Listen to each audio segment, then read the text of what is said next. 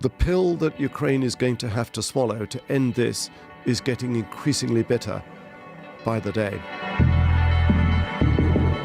Ukrainecast from BBC News. Hello, this is Victoria Derbyshire in the Ukrainecast studio. And hello, I'm Frank Gardner, BBC security correspondent, also in the Ukrainecast studio. Right, there's been so much movement in the last few hours. Let's go through it. Starting with President Trump's comments. This is some of what he posted on Truth Social a short time ago. I just had a lengthy and highly productive phone call with President Vladimir Putin of Russia. We agreed to work together very closely, including visiting each other's nations. We've also agreed to have our respective teams start negotiations immediately, and we will begin by calling President Zelensky of Ukraine to inform him of the conversation, something which I will be doing right now. I've asked Secretary of State Marco Rubio, Director of the CIA, National Security Advisor, and our Ambassador and Special Envoy Steve Witkoff to lead the negotiations, which I feel strongly will be successful.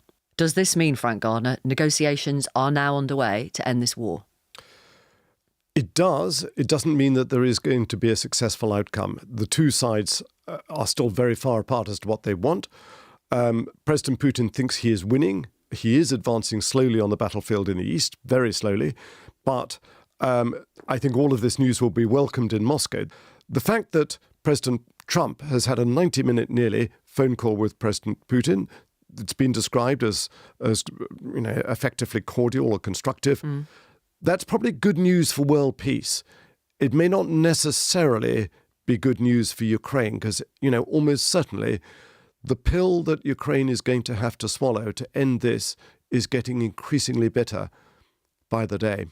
Today, I'm afraid, is going to be for Ukraine a bit of a watershed moment because it's the day when we finally say goodbye to the idea that for as long as it takes, all these mantras that Western leaders, including Britain's Prime Minister Sir Keir Starmer and Joe Biden and others have been saying for the last few years, we'll support Ukraine for however long it takes. Are you saying that... Right, so the US is out of the picture now. Let's just not completely. Okay, but can European nations fill the gap? No. No. Right. If the US pulls out. Sorry to preempt you there. They can't possibly fill the gap in terms of arms supplies. Now, Ukraine, there are plenty of voices in Ukraine saying, we will fight on. But they can't win. That's the problem. And, the world is, I'm sorry to say, tired of this terrible fight that is ripping the heart out of the youth in both countries. Russia has the advantage when it comes to its industrial military heartland. It's churning out huge numbers of low-quality weapons that can eventually overwhelm Ukrainian lines.